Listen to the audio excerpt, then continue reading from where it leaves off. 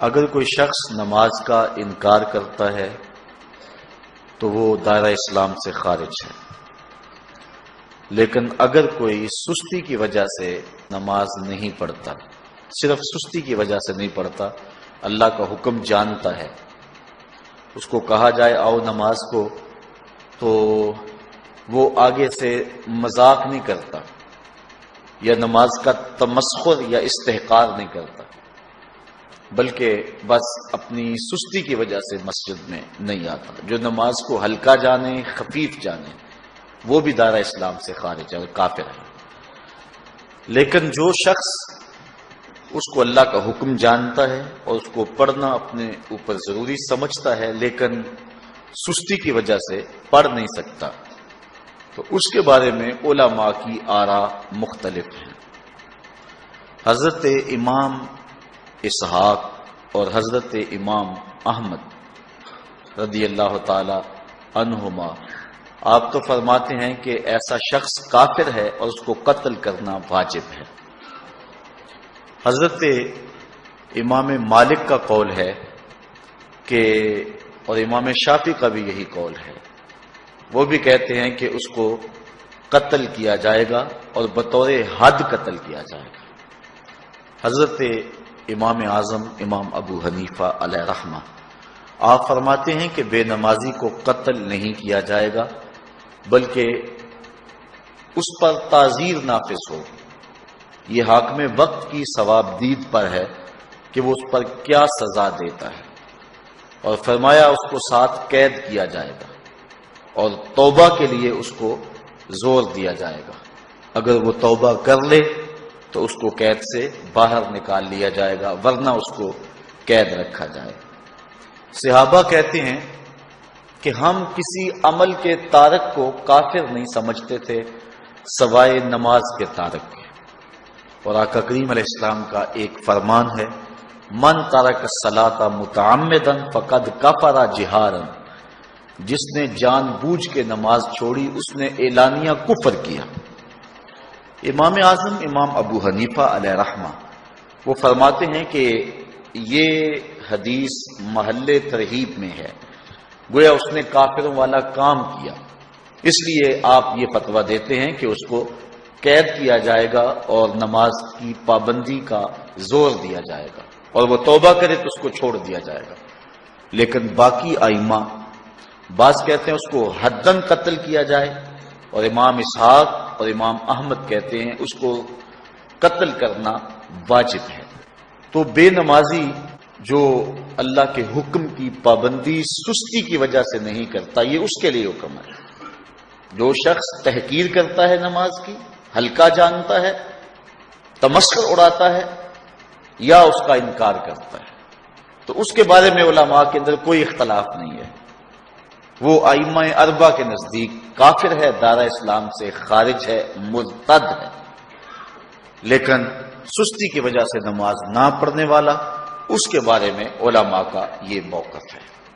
حضرت غوث اعظم الشیخ سید عبد القادر جیلانی علیہ رحمہ آپ فرماتے ہیں کہ بے نمازی کو مسلمانوں کے قبرستان میں دفن نہ کرو۔ حضرت سلطان باہو علیہ رحمہ آپ کا قول ہے کہ بے نمازی سے خنزیر بھی پناہ مانگتا ہے۔ حضرت شیخ سعدی شیرازی فرماتے ہیں بے نمازی کو قرض نہ دو، جو اللہ کا قرضہ ادا نہیں کرتا تمہارا قرض کیسے لٹائے گا۔ اب آئیے ہم حضور علیہ السلام کے فرامین دیکھتے ہیں اس حوالے سے۔ حضرت جابر بن عبداللہ انصاری رضی اللہ تعالی عنہ سے مروی ایک روایت جس کو امام ابو داؤد نے روایت کیا، امام نسائی نے روایت کیا، دیگر محدثین نے روایت کیا۔ آقا کریم نے ارشاد فرمایا بین الرجل و بین الکفر ترک الصلاۃ، آدمی اور کفر کے درمیان ترک صلاۃ ہے، یعنی بندہ مومن اور بندہ کافر کے درمیان ترک صلاۃ ہے۔ جو نماز پڑھتا ہے وہ مومن ہے، اور جو نماز نہیں پڑھتا تو وہ کافروں والا کام کرتا ہے، یا دیگر ائمہ کے نزدیک وہ کافر ہے۔ یہ ترہیباً نہیں بلکہ یہ حکم ہے۔ اور حضرت نبی رحمت صلی اللہ علیہ وسلم کا ایک دوسرا فرمان ان الفاظ کے ساتھ ہے، بین الرجل و بین الشرک والکفر ترک الصلاۃ، شرک و کفر اور بندہ مومن کے درمیان نماز ترک کرنا ہے۔ حضرت امام ابن ماجہ نے ان الفاظ کے ساتھ روایت کو نقل کیا ہے، بین الکفر والایمان ترک الصلاۃ، ایمان اور کفر کے درمیان نماز کا ترک کرنا ہے۔ اور آقا کریم علیہ السلام کا وہ فرمان جو حضرت انس سے مروی ہے، اس کو طبرانی نے اپنی موجم میں لکھا، بھی آپ کے سامنے میں نے رکھا، کہ حضور نے فرمایا من ترک الصلاۃ متعمدا فقد کفر جہارا، جس نے جان بوجھ کے نماز چھوڑی اس نے اعلانیہ کفر کیا۔ حضرت ابو ہریرہ رضی اللہ تعالی عنہ سے ایک روایت ہے کہ وہ فرماتے ہیں، لا سہم فی الاسلام لمن لا صلاۃ ولا صلاۃ لمن لا وضوء لہ، کہ اس شخص کا اسلام میں کوئی حصہ نہیں ہے جو نماز نہیں پڑھتا، اور اس شخص کا نماز میں کوئی حصہ نہیں ہے جو وضو نہیں کرتا۔ وضو کے بغیر نماز نہیں ہوتی اور نماز کے بغیر اسلام نہیں ہوتا۔ اور اسی روایت کو بالفاظ دیگر حضرت عبداللہ ابن عمر رضی اللہ تعالی عنہ نے حضور سے یوں روایت کیا ہے، طبرانی نے اپنی موجم میں اس کو لکھا، لا ایمان لمن لا امانتہ ولا صلاۃ لمن لا طہور لہ ولا دین لمن لا صلاۃ لہ۔ حضور فرمایا کہ اس شخص کا ایمان نہیں جس میں امانت نہیں، اور اس شخص کی نماز نہیں جس کو پاکیزگی حاصل نہیں، اور اس شخص کا دین نہیں جس کو نماز نصیب نہیں۔ حضرت امام ابن ماجہ نے اس روایت کو اپنے الفاظ کے ساتھ روایت کیا ہے۔ حضرت بریدہ رضی اللہ تعالیٰ عنہ اپنے باپ سے روایت کرتے ہیں اور وہ حضور سے روایت کرتے ہیں۔ حضور علیہ السلام نے ارشاد فرمایا، ان العہد الذی بیننا وبینہم الصلاۃ فمن ترکھا فقد کفر، کہ ہمارے اور ان لوگوں کے درمیان جو معاہدہ ہے وہ نماز کا ہے، جس نے نماز کو چھوڑ دیا اس نے کفر کیا، یعنی ہمارا اور ان کا پھر اب معاہدہ باقی نہیں رہے گا۔ حضرت امام بخاری نے روایت نقل کی ہے، حضور نے ارشاد فرمایا، من ترک الصلاۃ العصر فقد حبط اعمالہ، جس نے عصر کی نماز چھوڑی اللہ اس کے سارے عمل برباد کر دیتا۔ حضرت ابو ہریرہ رضی اللہ تعالی عنہ سے روایت ہے جس کو امام ابن ماجہ نے اور امام نسائی نے روایت کیا ہے، وہ حضور سے روایت کرتے ہیں، بڑی مشہور روایت ہے۔ حضور نے ارشاد فرمایا، ان اول ما یحاسب به العبد بصلاته فان صلحت فقد افلح وانجح وان فسدت فقد خاب وخسر۔ فرمایا قیامت کے دن بندے سے سب سے پہلا حساب نماز کا لیا جائے گا، اگر اس کی نماز ٹھیک ہو گئی تو وہ فلاح پا گیا، اگر پہلا تول ٹھیک آ گیا تو وہ کامیاب ہے، وانجح اور نجات پا گیا، وان فسدت فقد خاب وخسر، اور اگر پہلا تول ہی ٹھیک نہ ہوا تو پھر وہ ذلیل و رسوا ہو گیا۔ حضرت عبادہ بن صامت رضی اللہ تعالیٰ عنہ سے ایک طویل روایت ہے، وہ کہتے ہیں کہ حضور علیہ السلام نے مجھے 7 چیزوں کا حکم دیا، مجھے وصیت کی کہ ان 7 کاموں کو کرنا ہے۔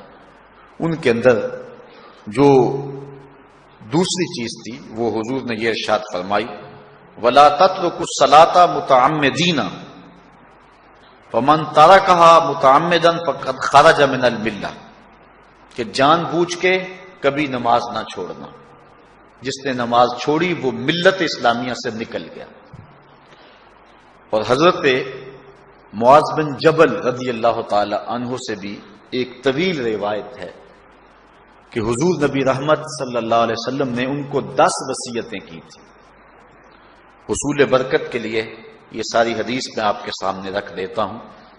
کہتے ہیں، اوصانی رسول اللہ صلی اللہ علیہ وسلم بعشر کلمات، حضور نے مجھے 10 باتیں ارشاد فرمائیں، حکمت سے بھری اور رحمتوں سے بھری ہوئی ایک ایک بات ہے، ان کے بول بہاروں جیسے اور اصحاب ستاروں جیسے۔ تو اتنا خوبصورت کلام، لہو خورشید کا ٹپکے اگر ذرے کا جگر چیر، حضور نے 10 باتیں حضرت معاذ بن جبل رضی اللہ تعالی عنہ کو بطور وصیت ارشاد کی. کہتے ہیں کالا، حضور نے مجھے کہا، ارشاد کیا، لا تشرک باللہ شیئا وان قتلت وحرقت، اللہ کے ساتھ کسی کو شریک نہ ٹھہرانا، اگرچہ تجھے قتل بھی کیا جائے اور تجھے آگ میں جلا بھی دیا جائے، کبھی بھی اللہ کے ساتھ شریک نہ ٹھہرانا.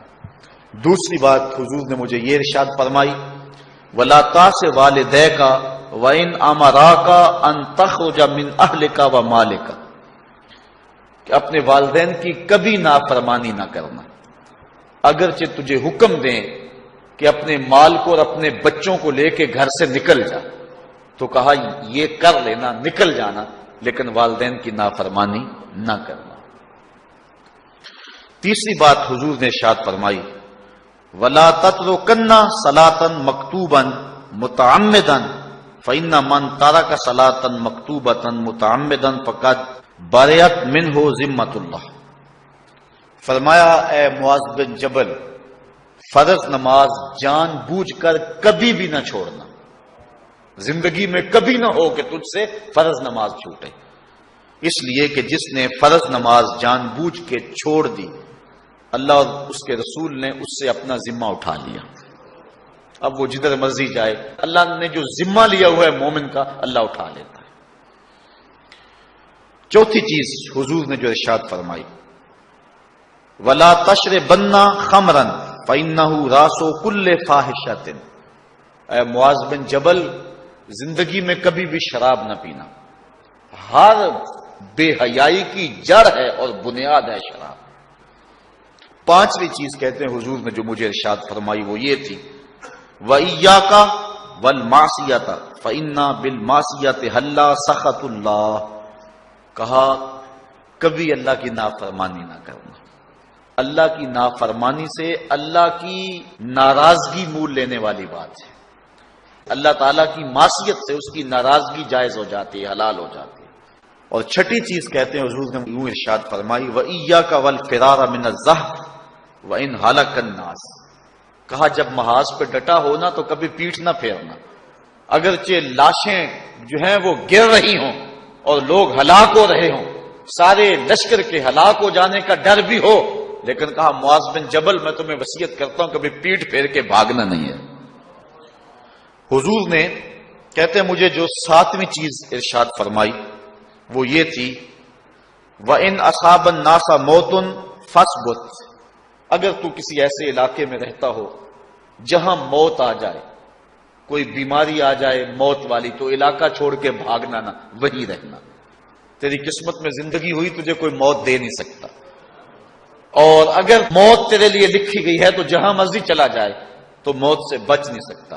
اس لیے ایسے مقام سے بھاگ کر نہ جانا، وہیں ڈٹے رہنا اور وہیں رکے رہنا.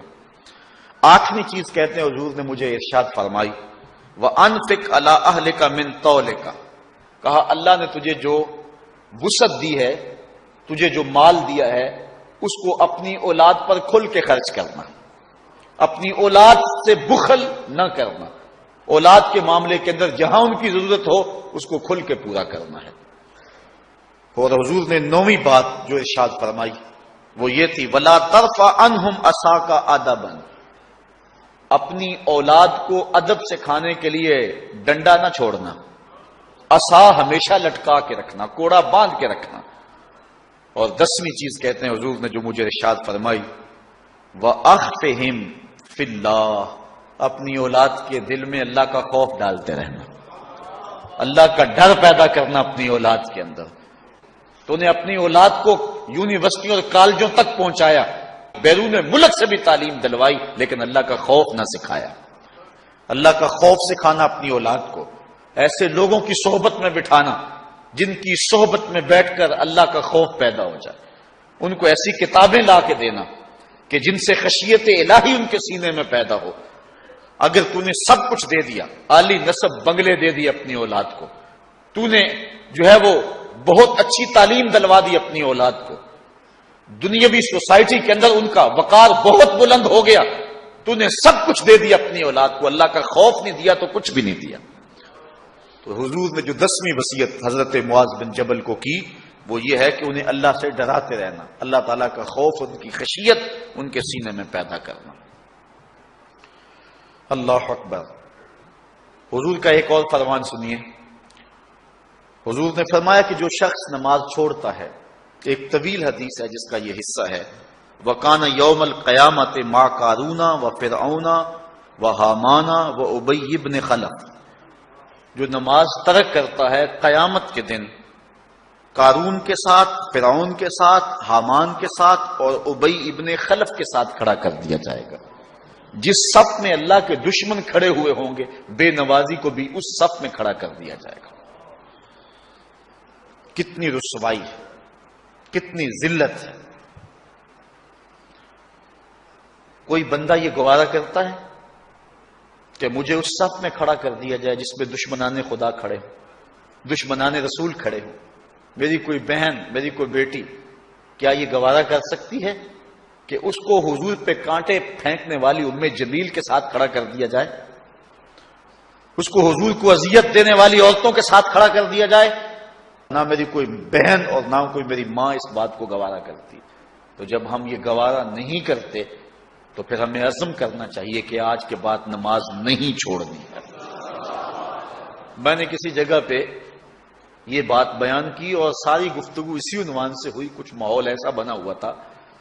تو مجھے بعد میں صابر نامی وہاں کے ایک ساتھی نے فون کیا 2 یا 3 دن کے بعد، کہنے لگا کہ ہماری بستی میں ایک شخص بھی بے نمازی نہیں رہا ہے۔ اس حدیث کا زور اتنا ہے، اس حدیث کا وزن اتنا ہے۔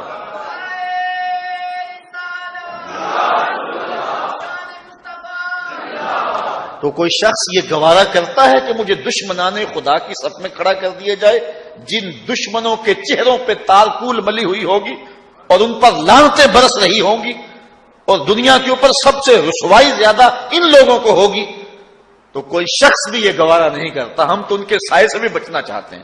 میرے مالک، ہمارا حشر ان کے ساتھ نہ کرنا، ہمارا حشر تو ابو بکر و عمر کے ساتھ کرنا، ہمارا حشر تو عثمان غنی کے ساتھ کر دینا، ہمارا حشر تو مولا کائنات کے ساتھ کر دینا۔ مالک، ہمارا حشر بریلی کے امام احمد رضا کے ساتھ کر دینا، ہمارا حشر امام غزالی کے ساتھ کر دینا، بلال حبشی کے ساتھ کر دینا۔ ہماری آرزویں تو یہ ہیں، ہماری تمنائیں تو یہ ہیں۔ ہم تو کہتے ہیں مولا کل قیامت کے دن اٹھیں تو داتا کے قدموں میں اٹھیں، خواجہ اجمیری کی چوکھٹ سے اٹھیں، ہم اٹھے تو شاہ نقشبند بخاری کا جلوس آگے ہو، ہم اس جلوس کے ساتھ شامل ہوں، خواجہ معین الدین چشتی کی غلامی میں اٹھے، ہم حضرت غوث اعظم کی نوکری میں اٹھیں، حضرت شیخ شہاب الدین کی نوکری میں اٹھیں۔ ہماری آرزویں تو یہ ہیں، ہماری تمنائیں تو یہ ہیں، لیکن اگر ہم یہ چاہتے ہیں کہ ہم ان لوگوں کے ساتھ اٹھیں تو پھر ایک نماز بھی ترک نہیں کرنا ہوگا، اور اگر نماز ترک ہو گئی تو کتنی بڑی سزا ہے، کتنی بڑی رسوائی ہے، کتنی بڑی ذلت ہے، اور یہ آپ کے رسول کا فرمان ہے۔ اللہ اکبر، کہ قیامت کے دن وہ شخص جو نماز نہیں پڑھتا، قیامت کے دن اس کو دشمنان خدا کی صف میں کھڑا کر دیا جائے گا۔ یہ ہو نہیں سکتا کہ ہم نے یہ حدیث سن لی اور اب نماز قصدن چھوڑیں۔ آج عزم کر کے اٹھیں، اور اولاد نہیں آئی، بیٹیاں نہیں آئیں، گھر والے نہیں آئے، لیکن جا کے اس بات کو گھر میں نافذ کرنا ہے، اس کو حکمن نافذ کرنا ہے گھر کے اندر۔ ہمارا گھر ہو رسول اللہ کی امتی کا اور گھر میں کوئی بے نماز ہو، یہ حکم دینا ہے، وَأْمُرْ أَهْلَكَ بِالصَّلَاةِ، فرمایا اپنے گھر والوں کو نماز کا حکم دو۔ اس گھر میں نحوست ہوتی ہے جس گھر میں بے نمازی ہوتے ہیں۔ اس لیے آج ہم یہاں سے عزم کر کے جانا ہے کہ آج کے بعد ہم نماز نہیں چھوڑیں گے انشاءاللہ۔ اتنے زور سے کہو کہ شیطان کا کلیجہ پھٹ جائے۔ اللہ ہماری اس انشاءاللہ کو قبول کرے، قبول کرے۔ اللہ ہم کو پنجگانہ سجدے کی توفیق دے۔ اتنا بد نصیب ہے شخص کہ جس کی پیشانی اس کی حضور جھکتی نہیں، سارا دن کبھی کسی کو سیلوٹ کرتا ہے، کبھی کسی کو سیلوٹ کرتا ہے، کہتا میرے اس سے بھی تعلق ہونے چاہیے، اس سے بھی واسطہ ہونا چاہیے، اس سے بھی رابطہ ہونا چاہیے، کبھی دنیا میں کام پڑ جاتا ہے، اس سے بھی تعلق رہنا چاہیے میرا۔ کہاں کہاں صبح سے لے کر شام تک سلوٹ مارتا ہے، ایک اللہ کے حضور نہیں جھکا جاتا۔ اقبال علیہ رحمہ کہتے ہیں ایک سجدہ جسے تو گراں سمجھتا ہے، 1000 سجدے سے آدمی کو دیتا ہے نجات۔ آؤ اللہ کے حضور بندگی کا سر جھکائیں. تو یہ کتنی عبرتناک جو ہے اور کس قدر جو ہے وہ فکر انگیز حدیث ہے. وَقَانَ يَوْمَ الْقِيَامَةِ مَعَ قَارُونَ وَفِرْعَوْنَ وَهَامَانَ وَأُبَيِّ بْنِ أَبِي خَلْفَ. وہ شخص ان بد نصیب لوگوں کے ساتھ کھڑا ہوگا جس کو نماز کی توفیق نہیں ہے. آپ نے حدیث علماء سے بارہا سنی، حدیث طویل ہے. آقا کریم معراج کی رات گئے تو وہاں مختلف لوگوں کو مختلف عذابوں میں مبتلا دیکھا. کسی کی انتڑیاں کٹ کٹ کے گر رہی تھی، کسی کا منہ چیرا جا رہا تھا، کسی کی زبان لوہے کی کینچیوں سے کاٹی جا رہی تھی، کسی پر کھولتا ہوا پانی ڈالا جا رہا تھا، کوئی جو ہے وہ سرانڈ والا گوشت کھا رہا تھا، کسی کے جسم میں لوہے کی میخیں ٹھونکی جا رہی تھی. لیکن ایک قوم کو حضور نے دیکھا، ایک بھاری پتھر سے ان کا سر کچلا جاتا ہے اور پتھر کے واپس آنے تک دوبارہ صحیح ہو جاتا ہے، پھر کچلا جاتا ہے. حضرت جبریل امین سے حضور نے فرمایا کہ یہ کون لوگ ہیں؟ یا جبریلو من ہاؤلائے، یہ لوگ کون ہیں کہ ان کے سر پتھروں سے کچلے جا رہے ہیں؟ قال ہاؤلائے الذین تثاقلت رؤوسہم عن الصلاۃ المکتوبہ. کہا یہ وہ بد نصیب لوگ ہیں کہ فرض نمازوں سے جن کے سر بوجھل رہتے تھے، نماز پنجگانہ فرض بھی نہیں پڑھا کرتے تھے، یہ وہ بد نصیب ہیں. آج ان کے سر کوٹے جا رہے ہیں. یہ تھوڑی سی زندگی ہے، تھوڑی سی زندگی ہے. 60-70 سال بڑی زندگی ہو وہ مگر نصیب ہو جائے تو پتہ نہیں ہے کہ کل ہمارا آنے والا کہاں ہے. کتنا غافل اور بد نصیب ہے وہ شخص کہ جس کو سجدہ نصیب نہیں ہے. سجدہ تو بندگی کا نام ہے. زندگی آمد برائے بندگی، زندگی بے بندگی شرمندگی. بندہ تو ہے ہی بندگی میں. کسی شخص نے راستے میں جاتے جاتے چائے کی پیالی پلا دی ہو نا بازار میں، تو ہم جب بھی اس گلی سے گزرتے ہیں اس کو سلوٹ کر کے جاتے ہیں، السلام علیکم. یار اس سے بڑے سلام لیتے ہو، یہ بڑا محبت والا، بڑے اخلاق والا ہے. یار جس نے چائے کی پیالی پلا دی ایک مرتبہ، اس کو تو جاتے آتے سلام کر کے جاتے ہو. جس رب نے زندگی بخشی ہے، جس رب نے جو ہے وہ ساری بہاریں عطا کی ہیں، اس کے حضور میں جھکا جاتا ہے. کتنا متکبر شخص ہے جو اللہ کے حضور نہیں جھکتا. اللہ اکبر. کہا یہ وہ بد نصیب لوگ ہیں فرض نمازوں سے جن کے سر بوجھل رہا کرتے تھے. اللہ اکبر. حضور نبی رحمت صلی اللہ علیہ وآلہ وسلم نے ارشاد فرمایا، نماز چھوڑنا تو خیر بہت بری بات ہے. جو شخص نماز پڑھتے ہیں لیکن جماعت سے نہیں پڑھتے، فرمایا میرا جی چاہتا ہے کہ اپنی جگہ کسی اور کو کھڑا کروں اور جوانوں کا ایک گروہ ساتھ لوں، اور جو لوگ مسجد میں نماز پڑھنے نہیں آتے ان کے گھروں کو آگ لگا دوں. رحمت للعالمین آقا فرما رہے ہیں کہ ان کے گھروں کو آگ لگا دوں. کتنا غصہ ہے ان لوگوں پر کہ جو مسجد میں آ کر نماز نہیں پڑھتے، اور جو پڑھتے ہی نہیں. اس دور میں تو کوئی تھا ہی نہیں کہ مومن ہو نماز نہ پڑھتا ہو. اللہ اکبر. تو مومن نماز ہی پڑھتے تھے. تو اگر کسی سے گھر میں نماز پڑھی گئی تو فرمایا میرا جی چاہتا ہے. آج نماز تو نماز رہی، ہم کو تو جمعہ بھی نصیب نہیں ہے. کتنے لوگ ہیں کہ جو پابندی کے ساتھ نماز جمعہ بھی نہیں پڑھتے. حضور کا ایک فرمان سنیے. آقا کریم نے ارشاد فرمایا، من ترک الجمعۃ ثلاث جمع متوالیات فقد نبذ الاسلام وراء ظہرہ. جس نے بغیر کسی عذر کے 3 جمعے چھوڑ دیے، اس نے اسلام کو اپنی پشت کے پیچھے ڈال دیا. اس نے پرواہ ہی نہیں کیا اسلام کی. اور ایک حدیث کے لفظ ہیں، من ترک ثلاث جمعات من غیر عذر کتب من المنافقین. جس نے بغیر کسی عذر کے 3 جمعے چھوڑ دیے، اس کا نام منافقوں کی فہرست میں لکھ دیا جاتا. اور ایک حدیث کے لفظ اس حوالے سے ہیں، من ترک ثلاث جمع تہاونا بها طبع اللہ علی قلبہ. جس نے سستی کی وجہ سے 3 جمعے چھوڑ دیے تو اس کے دل پر اللہ غفلت کی مہر لگا دیتا ہے. یہ وہ بد نصیب شخص ہے کہ جو نماز جمعہ چھوڑتا ہے. حضرت ابن حجر نے الزواجر کے اندر ایک روایت لکھی ہے. وہ فرماتے ہیں جو شخص نماز ترک کرتا ہے اس کو بہت ساری رسوائیاں ہیں. وقت اتنا طویل نہیں ہے کہ ایک ایک چیز کو تفصیل سے بیان کروں. وہ کہتے ہیں پہلی بات تو یہ ہے کہ اس کی عمر میں برکت اٹھا لی جاتی. دوسری بات اس کے چہرے سے صالحین کا نور اتار لیا جاتا ہے۔ تیسری بات، وہ کوئی بھی عمل کرے اس کا ثواب نہیں ملتا اس کو، یہ دنیا پر اس کو سزائیں ہیں۔ چوتھی سزا دنیا پر اس کو یہ ملتی ہے، اس کی دعائیں قبول نہیں ہوتی۔ اور پانچویں سزا اس کے لیے یہ ہے کہ اس کے لیے جو نیک لوگ دعا کرتے ہیں ان دعاؤں کا حصہ اسے نہیں ملتا۔ مومن نیک سحری وقت اٹھ کے دعا مانگتے ہیں، اللہ پوری امت پر کرم کر دے، تو یہ بھی امت میں شامل ہے۔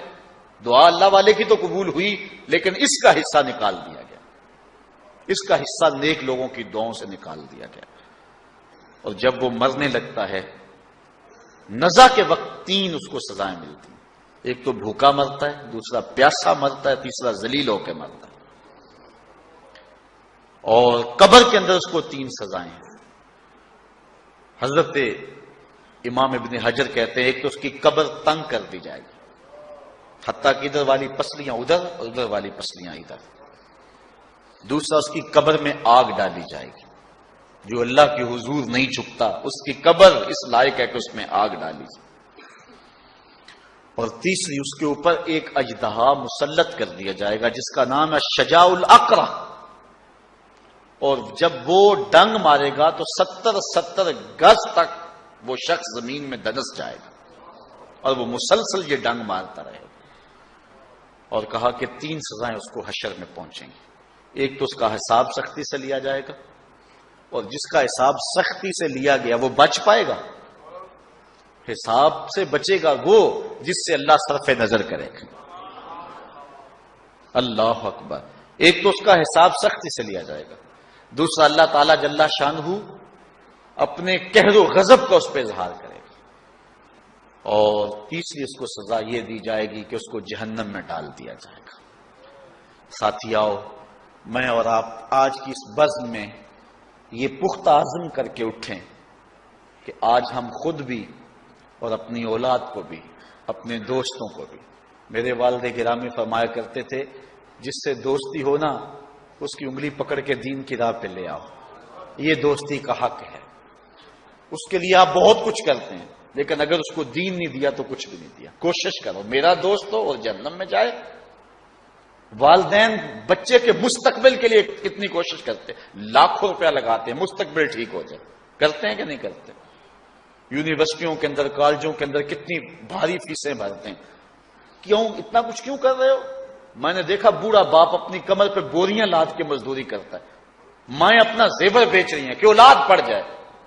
میاں اتنا کچھ کیوں کر رہے ہو؟ جی مستقبل ٹھیک ہو جائے۔ یہ مستقبل کتنا ہے؟ 20-25 سال کا، اور جو اصل مستقبل ہے اس کی فکر ہی نہیں کسی کو۔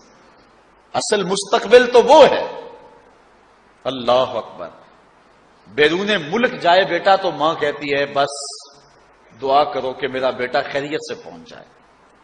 بیٹی کی شادی کرتی ہے تو ماں کہتی ہے دعا کرو کہ اپنے گھر میں اس کو چین مل جائے۔ کسی کا انٹرویو ہوتا ہے، لوگ کہتے ہیں جناب دعا کرو کہ اس انٹرویو میں وہ کامیابی سے گزر جائے۔ میں کہتا ہوں جب قبر میں اترتا ہے پھر کسی نے آ کر کبھی نہیں کہا کہ دعا کرو مشکل گھڑی آ گئی ہے خیریت سے گزر جائے۔ اصل امتحان تو یہ ہے، اگر اس امتحان سے گزر گیا تو کامیابی اور بامرادی۔ یہ تھوڑا سا مستقبل دنیا کا، اس کے لیے ہم کتنے پیسے لگا دیتے ہیں، سب کچھ اولاد کو آتا ہے، ہر شے فر فر پڑھتے اور بولتے ہیں، دعائے قنوت بھی نہیں آتی ہوتی۔ تو ہم اپنی اولاد کے لیے دین کا تحفہ اس کو کبھی نہ چھوڑیں۔ اللہ اکبر۔ کوشش کریں، محنت کریں۔ حضور نبی رحمت صلی اللہ علیہ وآلہ وسلم نے ان بد عمل واعظین کی بات بھی کی ہے کہ جو لوگوں کو نیکی کا حکم دیتے ہیں اور خود اس پہ عمل نہیں کرتے۔ آج ہمارے کچھ واعظین لوگوں کو تو واضح و تلقین اور نصیحت کرتے ہیں اور خود نماز میں سخت سستی کا ارتکاب کرتے ہیں، اور جس سے قوم کے اندر نماز میں سستی عملاً پیدا ہو جاتی ہے۔ کوئی عرس کی تقریب ہو، کوئی محفل نعت ہو، کوئی جلسہ ہو، کوئی شادی کی تقریب ہو، نماز کے وقت کا پورا پورا خیال رکھا کریں اور اس بات کا لحاظ رکھا کریں۔ بلکہ ہمارے ہاں ایک عجیب سا فیشن ہے اور عجیب سی بات ہے، میں بڑا حیران ہوا کرتا ہوں کہ عشاء کے بعد جب جلسے ہوتے ہیں نا ہمارے مساجد کے اندر، تو مغرب سے اعلان شروع ہو جاتا ہے آج رات فلاں صاحب خطاب فرمائیں گے، اور پھر جب نماز عشاء ہوتی ہے تو ہمارا نقیب محفل کھولتا ہے لاؤڈ سپیکر اور وہ اعلان کرتا ہے حضرات جماعت ہو چکی ہے، اب مسجد میں آ جائیں۔ یعنی یہ نماز کو ہلکا کرنے والی بات ہے۔ ان کو کہا جا رہا ہے کہ بلکہ بات تو کہہ دیتے ہیں جس کا تمہیں ڈر تھا وہ گزر گئی ہے، اب آ جاؤ، کیا لینا ہے جلسے میں آ کر اگر نماز ہی نہیں پڑھنی ہے تو۔ ممبر و محراب کے جو ذمہ دار ہیں ان سے جو ہے وہ عجیب و غریب قسم کی جو ہے وہ حرکات سکنات سرزد ہو رہی ہیں۔ یہ جو جہل نقیبوں کا ایک غول آ گیا نا، یہ بھی ایک بہت بڑی مصیبت ہے۔ ایک تو بے تحاشا القاب، دوسرا دین کی روح سے ناشنائی۔ وہ کسی نے کہا تھا نا کہ پہلے حضرت غوث پاک ولی بناتے تھے، چور سے کتب بناتے تھے، آج کل ہم بناتے ہیں۔ کہا تم کیسے؟ کہا ہمیں پتا ہوتا ہے یہ چور بیٹھا ہوا ہے، ہم کہتے ہیں غوث زماں اور کتب دوران۔ بے تحاشا اور بے تکا انداز، اور پھر دین کی روح سے یہ ناشنائی کہ باقاعدہ اعلان ہوتا ہے جناب جماعت ہو چکی اب تو آ جاؤ۔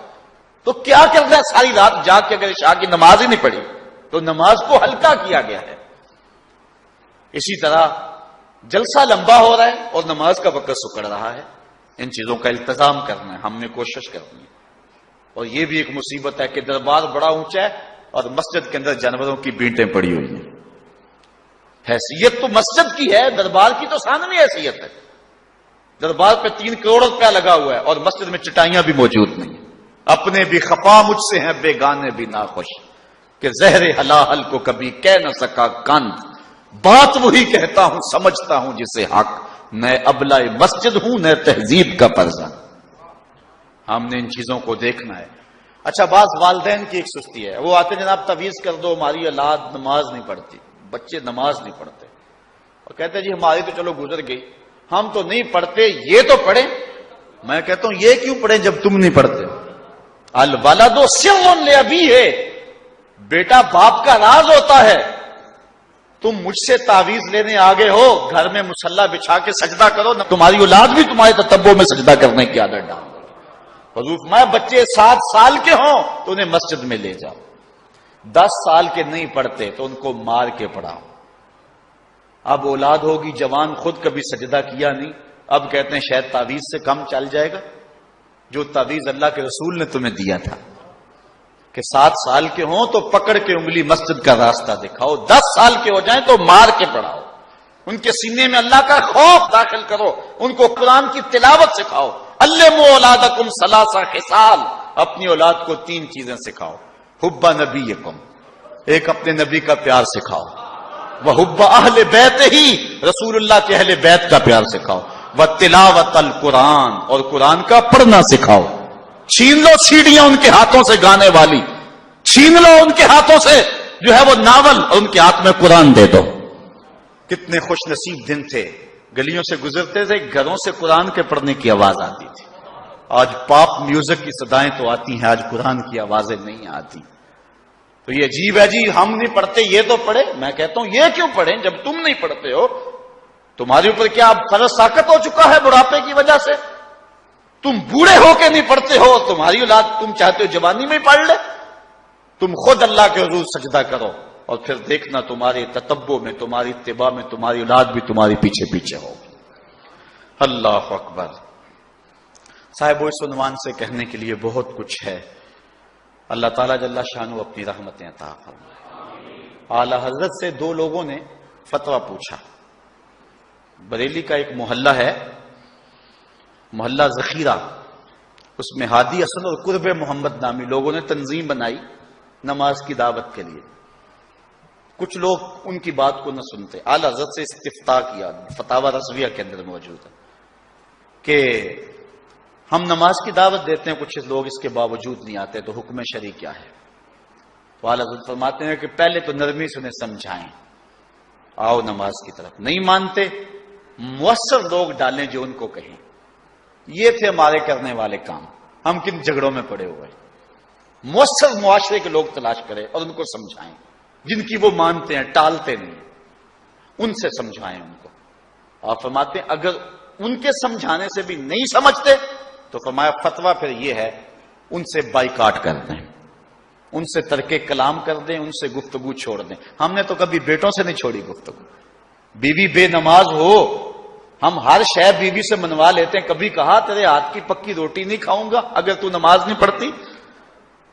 کبھی بیٹا کہے امی تو نماز نہیں پڑھتی میں تیرے ہاتھ کی روٹی نہیں کھاؤں گا. جو ماں بیٹے کے لیے سب کچھ کرتی ہے, کتنے دکھ جھیلتی ہے, کسی کے گھر کے برتن مانجنے پڑے وہ بھی مانجتی ہے, کیا بیٹے کی خواہش پہ نماز نہیں شروع کر دے گی؟ جب عادت ڈالے گی تو پھر اللہ دل میں بھی وہ محبت ڈال دے گا. کیونکہ ہمارا تو اتنا ہی کام ہے نا. حضرت بایزید بسطامی نے یہی کیا تھا نا.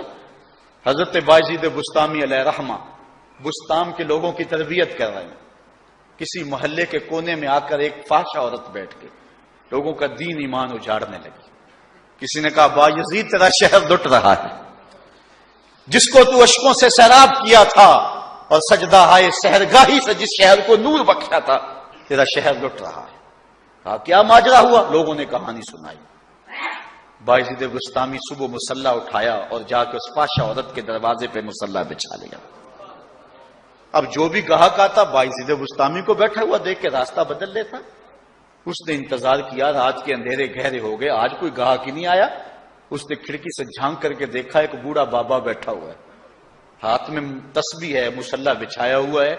نیچے اتر کر کے کہا بابا اللہ کو یاد کرنے کے لیے اور تھوڑی جگہ ہیں, تجھے میرے گھر کی گلی ہی ملی, میرا راستہ روک لیا. بابا کہنے لگا کیا مسئلہ ہے تجھے؟ کہا میرے گاہک رکے ہوئے ہیں. کہا آج میں تیرا گاہک ہوں, بتا تیری رات کی قیمت کتنی ہے. اللہ اکبر. حضرت بایزید بسطامی نے قیمت طے کی. اس کے گھر کی جب چھت چڑھنے لگے نا سیڑھیاں, لوگ دیکھ رہے تھے. کہا مالک اگر بایزید بھی اجڑ گیا تو روشنی کہاں سے لیں گے؟ بایزید بھی ایک فاحشہ عورت کے کوٹھے پہ چڑھ رہا ہے, اگر یہ بھی چراغ بجھ گیا تو زمانے کو اجالا کہاں سے ملے گا؟ لیکن قدرت کو کچھ اور ہی منظور تھا. اس سے کہا مصلی بچھا لے, جو میں کرتا جاؤں وہ کرتے جانا. پہلے وضو کیا, اس نے بھی کیا, پھر مصلی پہ آئے, وہ بھی پیچھے کھڑی ہو گئی. پھر بایزید قیام کیا, اس نے بھی قیام کیا. پھر رکوع میں گئے, وہ بھی رکوع, قوما وہ بھی قومیں. جب سجدے میں حضرت بایزید گئے, وہ بھی سجدے میں, تو بایزید رو پڑے. کہا مالک بایزید کا اتنا ہی کام تھا کہ اس کا سر تیری چوکھٹ تک جھکا دے. مالک یہاں تک لانا میرا کام تھا, دل کی دنیا بدلنا تیرا کام ہے. جب وہ سجدے میں جا رہی تھی تو فاحشہ تھی, جب سر اٹھایا وقت کی بلیا بن چکے تھے. ایک بزرگ کہتے ہیں میں بازار کے کنارے جا رہا تھا, ایک شرابی گرا ہوا تھا اور گندے پانی سے اس کا منہ گندا ہو رہا تھا. میرے دل میں رحم آیا, ایک انسان ہے اور یوں رسوا ہو رہا ہے. میں نے گندی نالی سے اس کو اٹھایا اور اٹھا کر کے جو ہے وہ اس کا منہ دھویا اور چلا گیا. مشہور شرابی تھا شہر کا. کہتے ہیں سحری کا وقت ہوا, تہجد کے لمحے آئے تو میں مسجد میں نماز پڑھنے کے لیے گیا. دیکھا کیا کہ وہ شرابی مصلی بچھا کے بیٹھا ہوا. میں حیران ہو گیا کہ یہ کیا ماجرا ہوا. اب صبح تو میں نے اس کو گندگی سے اٹھایا ہے اور اس کا منہ دھویا ہے. میں حیران ہوا تو حاطب سے آواز آئی, میرے بندے تو نے اس کا منہ دھو دیا تھا, میں نے اس کا دل دھو دیا.